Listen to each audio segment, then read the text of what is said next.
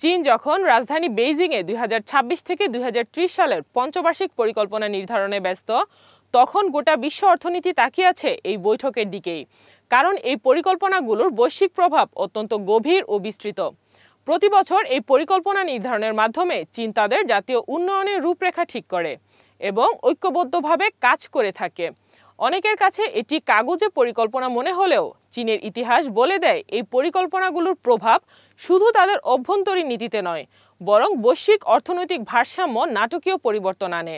Asia society policy ইনস্টিটিউটের ফেলো নীল থমাসের ভাষায়, পশ্চিমা বিশ্বে নীতি নির্ধারণ হয় নির্বাচনী চক্রে, আর চীনে তা হয় পরিকল্পনা চক্রে। এর মানে চীনের নীতিমালাগুলো 5 বা 10 বছরের লক্ষ্য পূরণে গঠিত হয়, যেখানে নির্বাচনী গণতন্ত্রের নীতির ধারাবাহিকতা অনেক সময় ক্ষণস্থায়ী।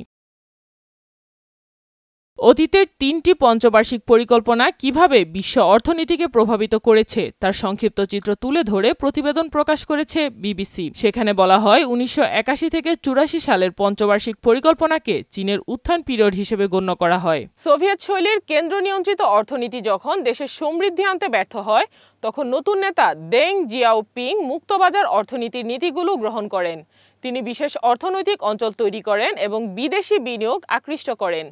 এর ফলে চীনের জীবনের মান উন্নত হওয়ার পাশাপাশি বিশ্ব অর্থনীতি ব্যাপকভাবে বদলেছে, যা ইতিহাসে চায়নার শক হিসেবে পরিচিত।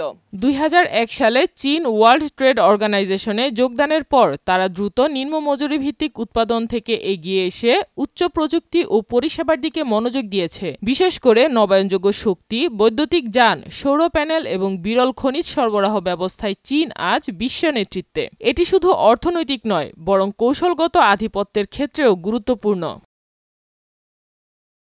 বর্তমান পরিকল্পনায় শি জিনপিংয়ের উচ্চমানের উন্নয়ন নীতি প্রযুক্তিতে আমেরিকার আধিপত্য চ্যালেঞ্জ করাকে গুরুত্ব দেয়। চীনের এই প্রযুক্তিগত উত্থানকে পশ্চিমা বিশ্ব অনেক সময় জাতীয় নিরাপত্তার জন্য হুমকি হিসেবে দেখে। হুয়াওয়ে, টিকটক কিংবা ডিপসিকের মতো প্রতিষ্ঠানের বিরুদ্ধে নিষেধাজ্ঞার হুমকি বা বাজার থেকে বহিষ্কার সবই তার প্রমাণ।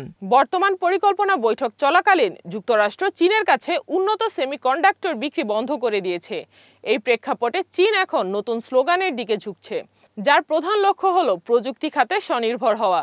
বিশেষ করে চিপ তৈরি, কম্পিউটিং এবং কৃত্রিম বুদ্ধিমত্তা বা এআই এর মতো শীর্ষস্থানীয় উদ্ভাবনী ক্ষেত্রগুলোতে পশ্চিমা প্রযুক্তির উপর নির্ভরশীলতা কাটিয়ে উঠে জাতীয় নিরাপত্তা ও প্রযুক্তিগত স্বাধীনতা নিশ্চিত করাই পরবর্তী পঞ্চবার্ষিক পরিকল্পনার প্রধান লক্ষ্য হবে বলে মনে করা হচ্ছে।